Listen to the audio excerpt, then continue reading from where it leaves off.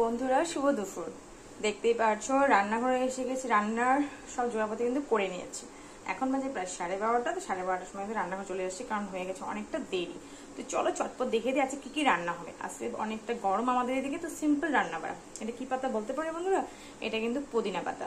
তো পুদিনা পাতা দেখো ধুয়ে কিন্তু আমি রেখেছি, বেছে ধুয়ে রেখেছি। এখানে নিয়েছি কিন্তু আমি এক টুকরো আদা, কয়েক টুকরো কিন্তু এগুলো রসুন আর দুটো লঙ্কা। যেহেতু বেশি ঝাল দিলে ছেলে মেয়ে খেতে পারবে না বলে কিন্তু কম করে কিন্তু আজকে আমি ঝালটা দেবো। আর এদিকে কি যেন সবার ফেভারিট কিন্তু শুটকি মাছ। কি শুটকি বলতে পারবে? এটা হলো কিন্তু ইলিশ শুটকি। দেখতেই পাচ্ছ আমি লবণ হলুদ দিয়ে সুন্দর করে কিন্তু মেখে নিয়েছি।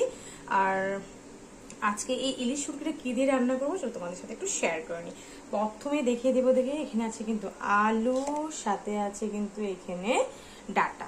তো আলু আর ডাটা দিয়ে কিন্তু আজকে হবে ইলিশ শুটকি। খেতে বন্ধুরা খুব দারুণ লাগে, লাল লাল পাতলা ঝোল। শুটকি মাছটা তো সবাই খেতে খুব ভালোবাসো, আমাদের বাড়িতে শুটকি মাছ কিন্তু সবার খুব ফেভারিট। দেখতেই পাচ্ছ এখানে আলু আর ডাটা কিন্তু আমি নিয়ে নিই। আর নতুন ডাটা বাজারে বার হয়েছে, আজকে কিন্তু ফার্স্ট টাইম ডাটাটা খাবো।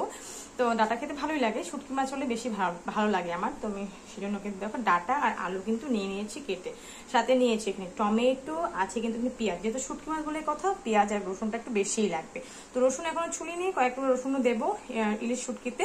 তো দেখো এখানে কিন্তু পেঁয়াজও নিয়ে নিয়েছি। তো আছে কিন্তু ইলিশ মাছটাকে, ইলিশ শুটকিটা কিন্তু আজকে আমি রান্না করবো কিন্তু এইগুলো দিয়ে।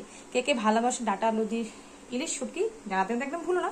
আর সাথে করবো কিন্তু এখানে লাল শাক। বললাম যে ডাটা ছিল, ডাটার মধ্যে লাল শাক, শাকগুলো ছিল, শাকগুলো খুব ভালো। তো দেখো এই শাকটা কিন্তু রান্না করবো কি দিয়ে জানো? আজকে বাদাম দিয়ে করব। তো আজকে লাল শাক হবে বাদাম দিয়ে, সাথে হবে শুটকি, ইলিশ শুটকি, আর এখানে হবে কিন্তু পুদিনা চাটনি। একদম সিম্পল রান্না বাড়া, কারণ গরমটা অনেক প্রচুর, সেই জন্য। তো চলো চটপট রান্না করে নিই, পরে দেখা হবে নতুন একটা ভিডিও নিয়ে। Thank you.